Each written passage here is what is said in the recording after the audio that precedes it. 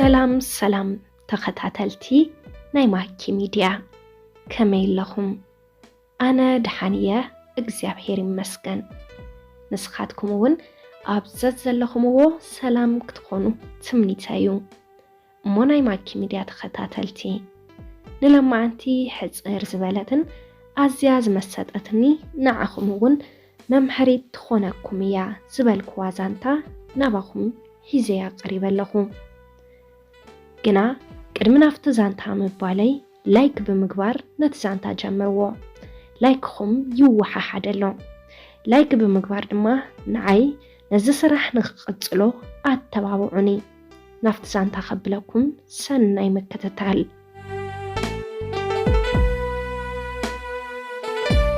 እንተዝኸውን ነይሩ ሰዓት 4 ናይ ምሸት ምስ መሓዛይ ቆፀራ ስለ ዝነበረኒ እያ።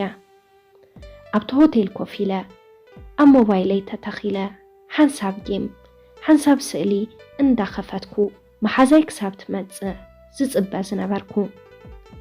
ሰላም እንታይ ክሰምዐካ ሓፍተይ ዝብል ድምፂ ካብቲ ደኒነዮ ዝነበርኩ ቅንዕ ኢለ ክርኢ ኣገዲዱኒ። እዋ ኣዜባ ዘይሓሰብክዎ ናይ ቀደም ጓል ገዛወተይ ነበር ብምርካበይ ኣመናት ሓጎስኩ። ካብ ኮፍ መበልየይ ተሲአ ሙቕ ሰላምታ ድሕሪ ምቕራበይ ከመይ ኣለኺ ኣዜብ ሓፍተይ? ነትን ዘይከም ቀደሙ ሓሳስ ጸሊም ሕብርን ማዳን ተሸፊኑ ዝነበረ ገጻ እንዳጠመትኩ ሓተትኩዋ። ደሓንየ ኣምላኽ ይመስገን ክትብል ንሳውን መልሳ ብፍሽኽታያ መሊሳትለይ። ኣብዚ ዲኽ ደኣ ትሰርሒ ኣበይ ምዃኑ እየ ዘይፈለጥክዎ እምበር ትሰርሕ እያ ገለስ ሰሚዐ ነይረየ። ከመይ ከሎ ስራሕ ኣዙ ሽኮር ኢለ ሓተትክዋ። ድሕሪ ዛ ሕቶይ ግን እቲ ጸልሚቱ ዝነበረ ገጽ ኣዙ መሊሱ ከሰለበሰ።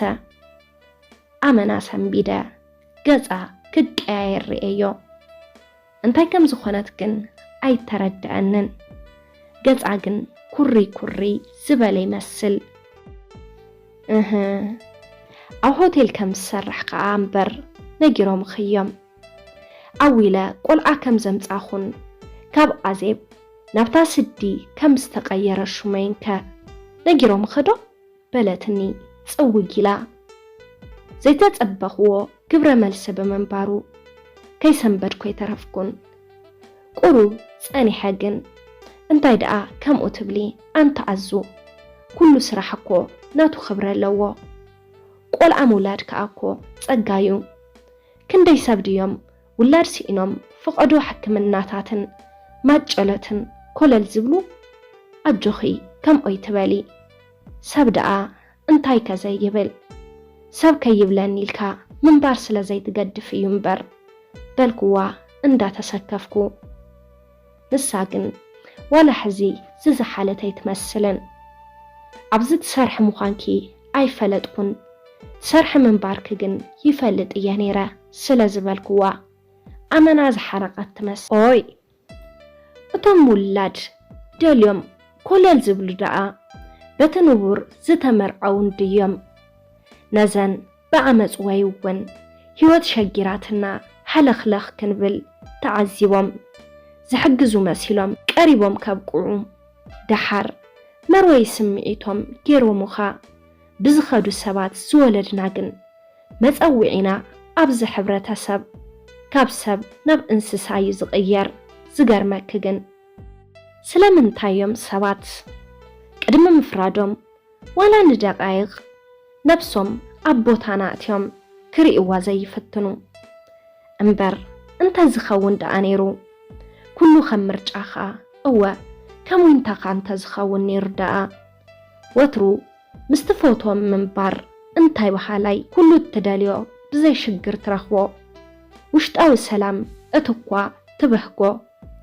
ሓዘንን ሽግርን ዘይብሉ ናብራ ከም ዘይነጽፍ ወሓዚ ናይ ሩባ ዕላማኻ እቲ ገና ከይሰጎመ ዝተቆፀየ ከም ዘለዎ ኮይኑ ኣብ ሽቱኡን ትበጽሕ ኮስታስ እንተዝኸውን ነይሩ ህይወተይ ከምቲ ናይ ኣዳምን ሔዋንን ህይወቶም أب جنة زنبرة أنا دما نزل عالم منبريي محت أنا الدي كخون ما مرتكو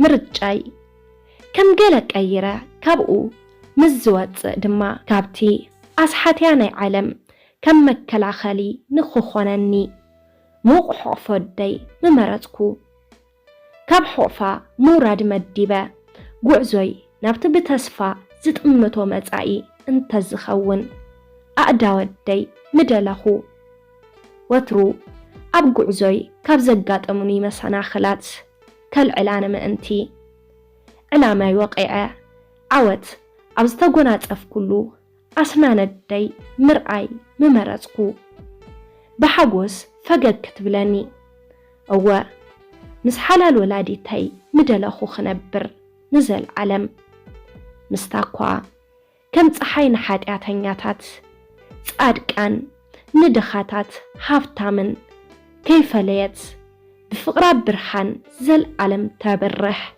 أدي مس أخون مدلخو انتاي دا أيومو إذا سب بأيزو ورازا بوسانتاتي زقرم بجيجاتاتي زحجج أو إذا سب دخم فترات صباح انتاي كخون مخانو كجمة مبر كفلت زي خقل انتاي وريد ويو بوسانتاتي نابكال أتكم أسابات زورازا تحرم بال انت زخون يرد أمو كم تبهجو من اللو يمو كاب سقاي مهدم امبر سقاي مرج أزمرتو إلى تنخدت صحفي فلق ميكائيل